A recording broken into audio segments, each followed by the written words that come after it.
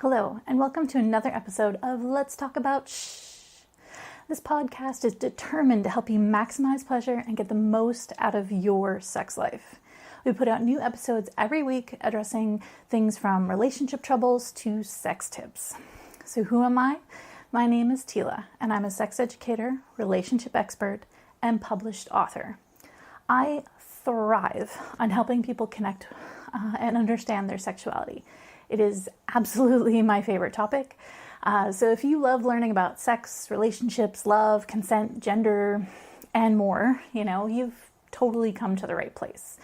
You can also check out additional resources I've got completely for free on my website, exploresextalk.com. That's exploresextalk.com. Okay, and you can also feel free to send in any questions you'd like answered in any upcoming episodes to questions@exploresextalk.com. So, the topic for today is choosing your first sex toy. I wanted to do a whole episode on this because it's a question that's actually pretty common. It's a super exciting and fun thing to do, as sex toys can be great and a fun way to really enhance your sexual pleasure. They can be used just by yourself, or you can add some, extra fun by using it with your partner. Some people do find this a little overwhelming because there's a wide variety to choose from, and you have some decisions to make.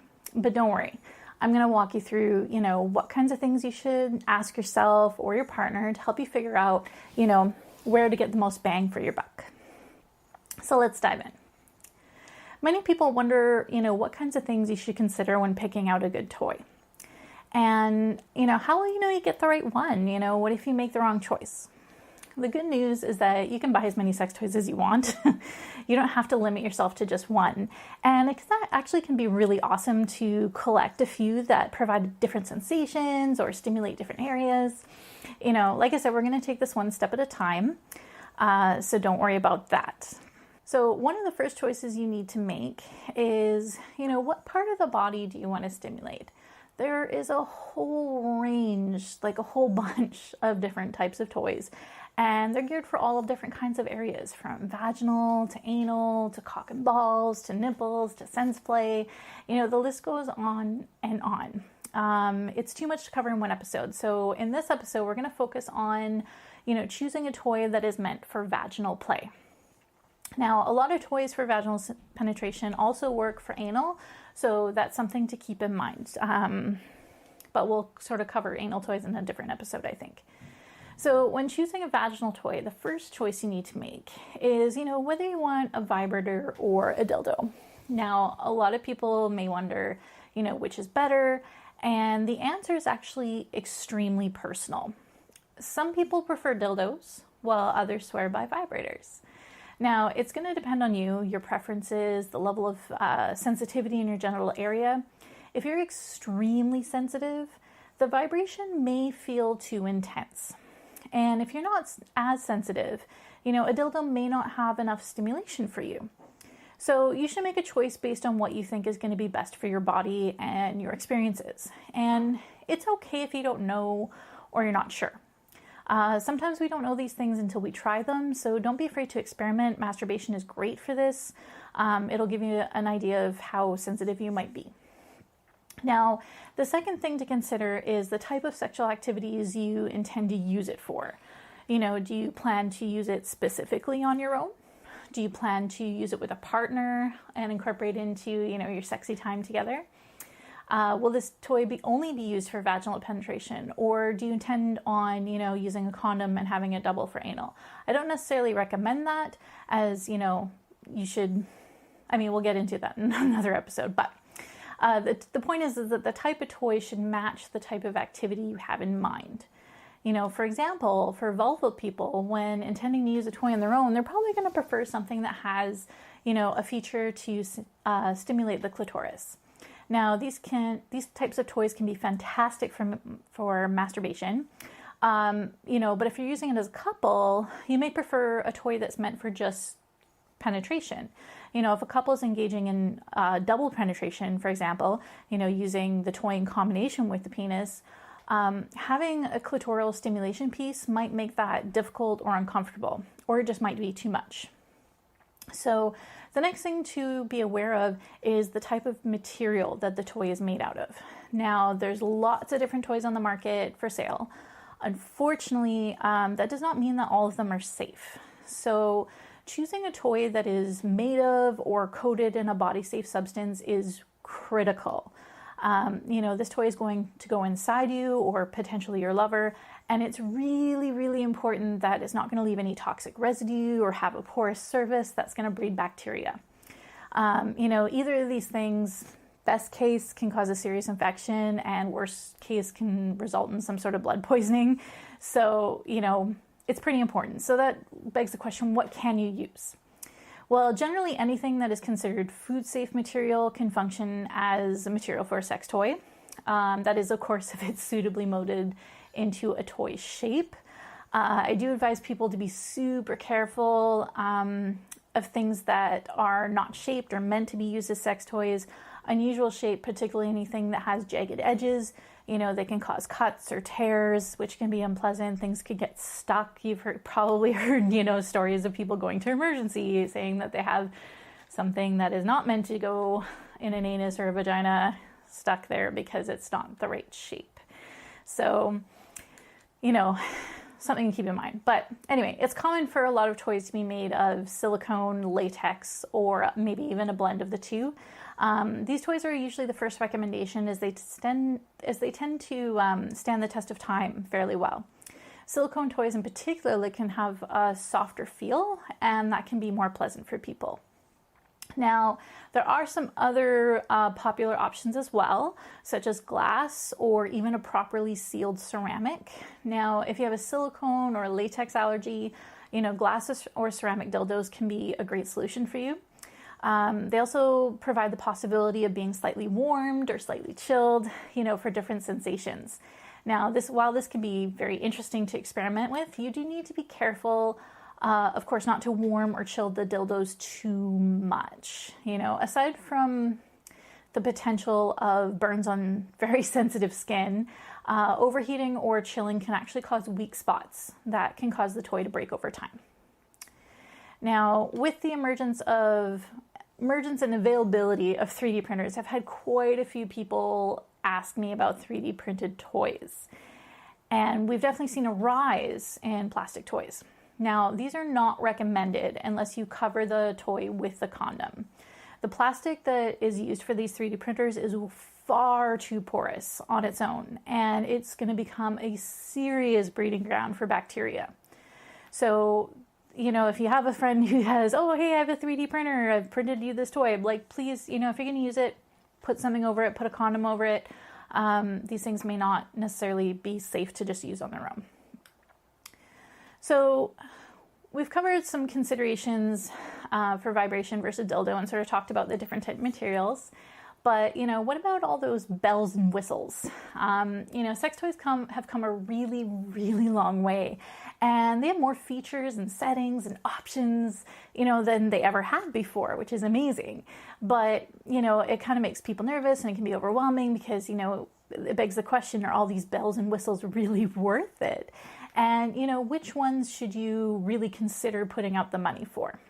So one feature that I would recommend is to choose a toy that has a rechargeable battery.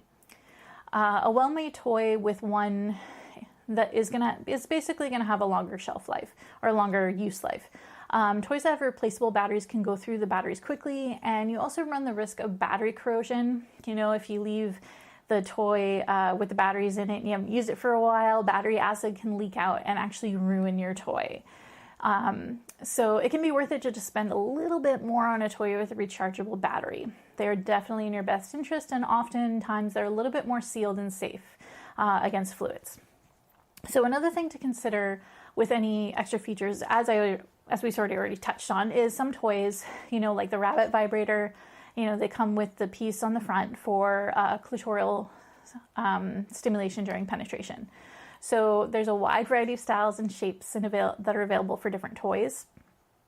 And this can be a fun little addition that adds a lot of intensity to the experience. There are also vibrators now that can actually be bent into different angles to target different spots. So those can be pretty fun too. So choosing your first toy can be super exciting, and I know I've given you quite a lot to think about.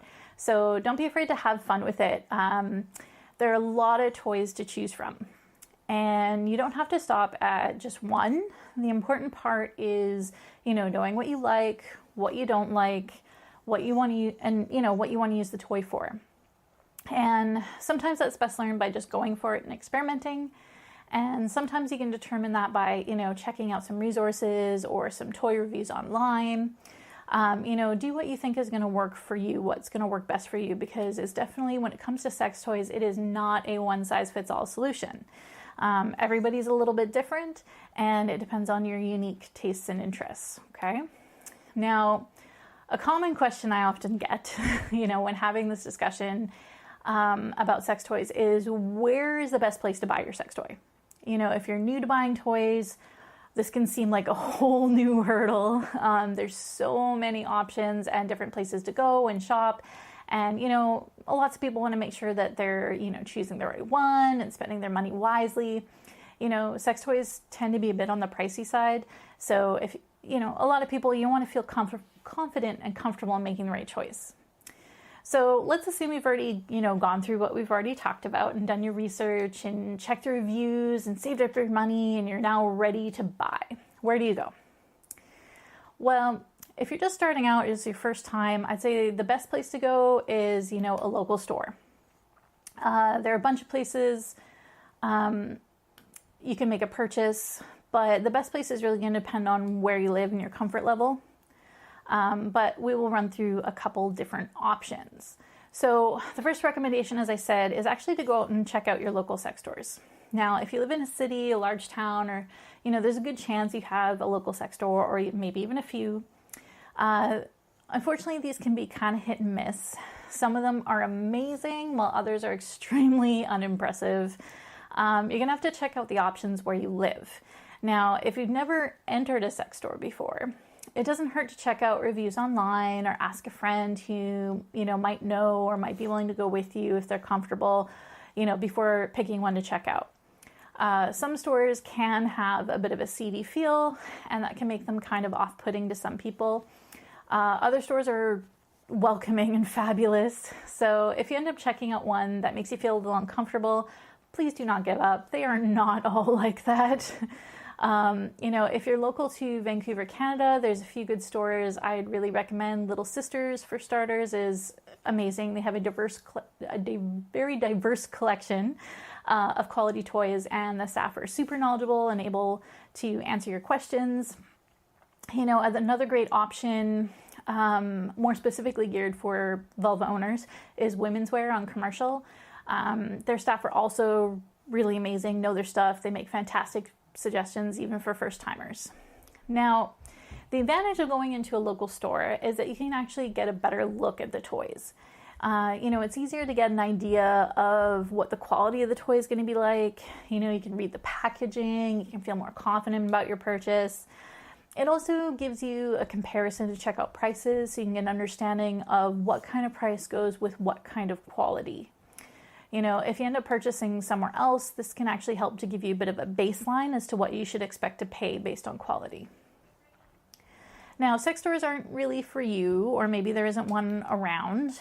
Another option for exploring toys is, to find a person who does a sex toy party. These are sex toy sellers who come to your home and they do a presentation on types of toys they have available. It's pretty much like a Tupperware or a candle party, except with sex toys.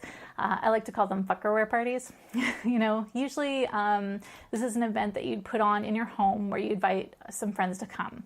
It can be a super fun night. You guys can open some wine or beers or whatever you like, and the sales reps can answer any and all the questions that you and your friends have about a particular toy or even how to use it. They usually also have demo toys out of the package for you to touch and examine more closely, once again, getting an idea of what the quality is going to be like. The person who arranged the party, depending on the company that the rep is with, often gets a hosting gift as well, usually something small and fun. And, there's a number of different companies that sell sex toys this way. A couple that come to mind include Fantasia, Hanky Panky, My Secret Soiree, and Pure Romance. Now, these parties can be great if you're looking for some common run-of-the-mill toys. They usually have a good selection of the basics. However, if you're looking for something that's a little bit more exclusive, they're probably not going to have what you're looking for. This is always something you can discuss with the representative before the party, but, they may not have it. It's also important to note that some people have had really bad experiences going to these parties. Not all of your friends are going to feel comfortable or confident in attending. And some people who have attended previously have found some of the sales reps to be too pushy or, did something that made them a little uncomfortable. Everybody has different levels of comfort when it comes to sex and being open about sex. So, just something to be aware of. If that's a concern, you can definitely make sure to chat about it with your rep before the party, or discuss it with the person who's inviting you to a party they're hosting if you've been invited. Now, if these first two options aren't really for you, checking out an adult convention may be another way to see the different types of toys available. Now, conventions like the Naughty But Nice Taboo Sex Show occur yearly in travel. And these kinds of shows can be really fun to attend, whether you're by yourself or with a good friend or with your partner. There's usually lots of different booths and sex stores that attend. Depending on the show, there can be a variety of toys available. There's demonstrations that happen. There's, different tips that they offer. And another major advantage of this option is that these types of conventions is you can usually find good quality toys on for special convention prices. Now, if you feel shy or anxious about sex or large crowds, this may or may not be an option for you. Do your research about the conventions coming through your town. Find out what people say about them. It's going to help you determine whether or not you think you would enjoy going. And the other thing to remember too is that if you're super shy about it, this actually may be a great place because the atmosphere tends to be so relaxed and enjoyable that it may have that effect on you. Use your best judgment as to whether or not you think you might be comfortable, but maybe just give it a try too. Now, obviously, this option may not be a good one for the next little while with COVID, and many of the conventions may have been canceled or postponed. So, just keep an eye out when things settle down that way. So another way to pick up a toy that is fairly discreet is to buy online. Now, depending on where you live, this may actually be your only option. If you're looking at buying online, there are so many different places to look, and there's new shops coming up all the time. It's always a good idea to shop around, see where you can get the best price for the toy that you're interested in. And it's worth investing a little time to do this because it may be different sites for different kinds of toys that are going to give you the best price.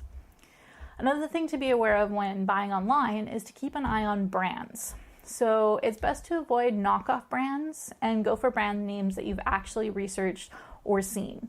The knockoffs are not guaranteed to be cheaper. The knockoffs are guaranteed to be cheaper. But it's going to be rolling the dice on what kind of quality, what the quality is going to be like. So sometimes the quality is right on par with the brand name, and other times it's a humongous waste of time and the toy isn't reliable or great and it's just a piece of garbage. So, you can decide how much you want to risk quality. When it comes to sex toys, it doesn't really pay too much to cheap out. Cheap sex toys, they may not be made correctly or in a way that's safe for your body. They also might just fall apart after not a lot of use. So, it's important to know what the material of the toy you're ordering is, what are the standards for the country where it's being manufactured. And, I hate to say it, but some companies will sell sex toys that are not body safe, and they do require the user to put a condom on prior to using. So make sure that to do the research, read the descriptions, know what the company is recommending for safety. Online toy reviews can help you out a lot as well. So make sure to, check the review section on the website or Google it. So I hope you feel you have a better grasp on things you should consider when looking for a new vaginal sex toy. I know we covered quite a bit, so, take it one step at a time. I'm sorry to say we actually didn't have any questions emailed in this week. So once again, if you have any sex or relationship questions you'd like answered, please feel free to send those into questions@exploresextalk.com. And finally, if you enjoyed this episode, please share it. Recommend this podcast, to a friend, to a lover, to the person on the street. Maybe not that way, but please share it. It gets streamed live to Facebook, YouTube, and Twitch, and is available for download on Podcast, Spotify, Podbean, Google Play, all the places. And check out more great tips on my website, exploresextalk.com. I look forward to seeing you all next week, and stay safe and stay